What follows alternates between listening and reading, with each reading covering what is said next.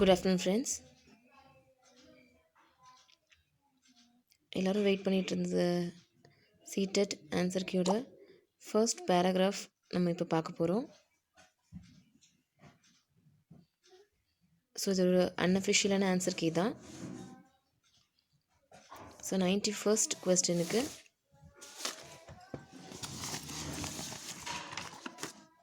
Answer second option, இரண்டாவது விடை தான் வந்து சரியான விடை. 5ஆம் 1ஆம் 2ஆம் கடைச்சங்க காலத்திற்கு பின் பௌத்த மதம் தமிழகத்திற்கு வந்திருக்கக்கூடும் என்று கருத்து சிலர் கூறும் காரணம். இதுக்கான ஆன்சர் வந்து மூன்றாவது விடை ஆப்ஷன் தான் வந்து கரெக்டான ஆப்ஷன். சரியான விடை வந்து மூன்றாவது. கடைச்சங்க நூல்களில் பௌத்த மதம் பற்றி குறிப்பிடவில்லை என்ற எண்ணம். அடுத்தது 93வது கேள்வி. கிபி 1வது அல்லது 2வது நூற்றாண்டுக்கு பிறகு வந்ததாக கருதப்படும் டேஷ் மதம் வட இந்தியாவில் டேஷ் தோன்றியது. இதற்கான சரியான விடை 2வது பௌத்த மதம் கிமு 5ஆம் நூற்றாண்டில். இதான் வந்து கரெக்டான விடை. 94வது கொஸ்டின்.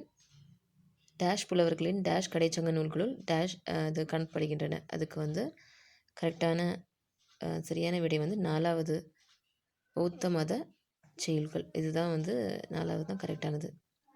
Okay friends. 95வது மணிமேகலை சிலப்பதிகாரம் 2லும் டேஷ் பற்றி குறிப்பிடப்பட்டுள்ளன.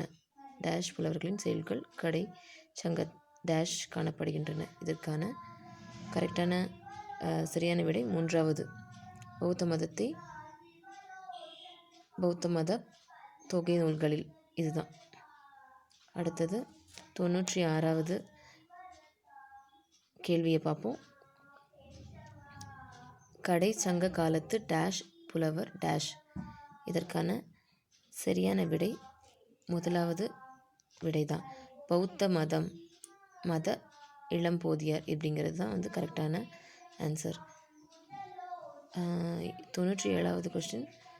கடைச்சங்க நூல்களில் டேஷ் செய்யுள்கள் டேஷ் அதற்கு முன்பே பௌத்தம் டேஷ் இருந்தது. இதற்கான சரியான விடை 2வது பௌத்த புலவர்களின் தொகுக்கப்பட்டிருப்பதால் தமிழ்நாட்டில் அப்படிங்கிறது தான் கரெக்டான விடை. 98 இதற்கான கரெக்டான ஆன்சர் வந்து 98வதுக்கு 4வது ஆப்ஷன் இளம்போதியார் நற்றிணை 72ஆம்.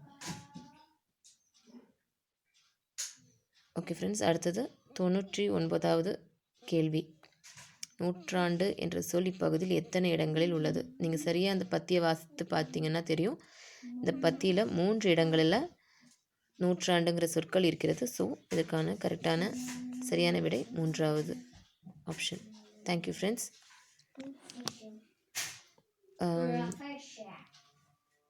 என்னோடய சேனல் உங்களுக்கு பிடிச்சிருந்ததுன்னா லைக், ஷேர் அண்ட் சப்ஸ்கிரைப் பண்ணுங்கள். தொடர்ந்து அடுத்தடுத்த கொஸ்டின்ஸை நான் வந்து அடுத்த வீடியோவாக வெளியிடுறேன். Thank you friends.